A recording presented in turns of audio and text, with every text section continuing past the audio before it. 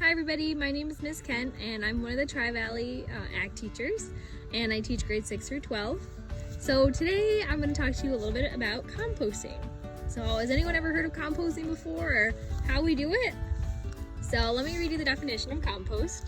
So it is an organic material that can be added to the soil to help plants grow. Food scraps and yard waste put together currently make up more than 30% of what we throw away, and this could be composted instead. So by making compost, this will keep materials out of the landfills where they can take up space and release methane gases and potent greenhouse gases. 2 things we do not want, okay? More than 2. So I'm gonna show you one of my composting piles that I have at my farm. So if we look down here, I have a few ashes and some paper and cardboard, and over here I have old plants as well as some old soil potting mix. Alright, so next I'm going to go over some of the basic ingredients of compost. So there's just 3 basic ingredients. So for anything that's brown, we would like dead leaves, branches, or twigs.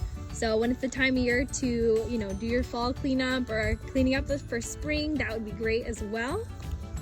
The next part is something green. So that could be grass clippings. So when you start mowing the lawn again, that would be a great time. Any vegetable waste that you may have.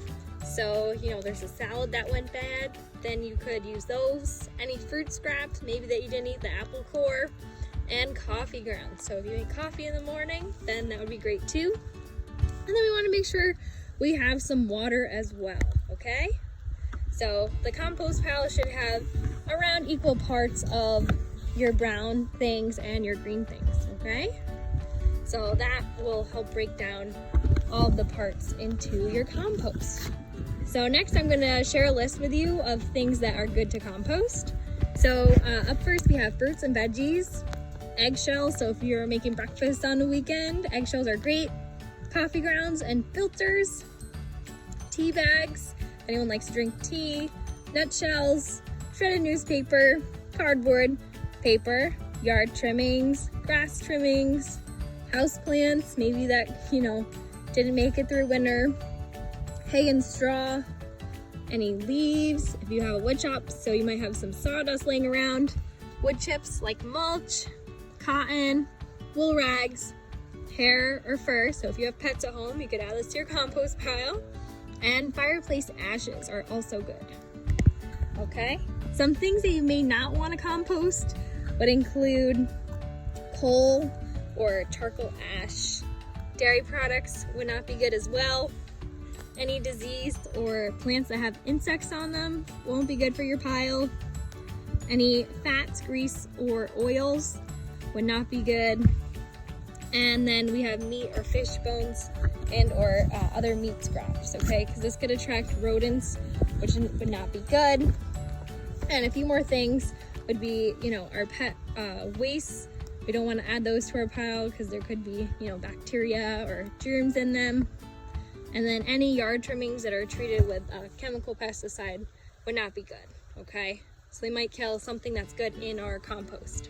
So next I'm going to go over some benefits of a compost pile. So some benefits would include enriching the soil. It will help retain the moisture and suppress any plant diseases, so stop those and the pests.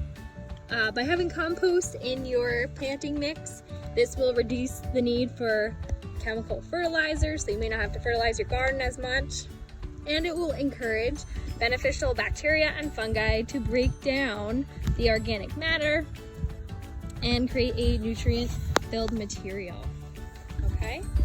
So you're probably wondering, how can I compost at home? So I'm going to tell you all about that. So there's a few different ways you can create your own compost pile at home. So you could have a pitchfork, a square shovel, water hoses, and make sure you have a spray nozzle on that. And you need to regularly mix and turn your compost pile and add a little bit of water too as you're doing this. So if you're going to do this in your backyard, you want to have a dry, shady spot that's near water for your compost bin or pile. You want to add your green and brown materials as they're collected. So make sure the larger pieces are cut up and chopped up into smaller pieces. Make sure to moisten any dry materials that you add to your pile. Once your compost pile, starts to get a little bit bigger, once you have about 10 inches, you want to make sure you turn your compost pile over. All right, so if you want to do some indoor composting, you could actually create a worm composting bin, okay? So that would be something a little fun. So if you don't have a place around your house that you can do this outside, you could make an inside small kind of bin. So you could look for gardening supplies at a local hardware store. You want to make sure you tend your pile and keep adding anything that you need to on it. You want to make sure that there won't be any, insects or things that get attached or, attracted to your pile, because it might have a little bit of a bad smell.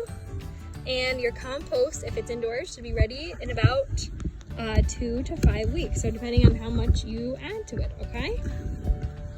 All right, so I hope this was beneficial, a little bit about composting, and I hope that you guys can compost at your house. So again, I'll just show my compost pile really quick.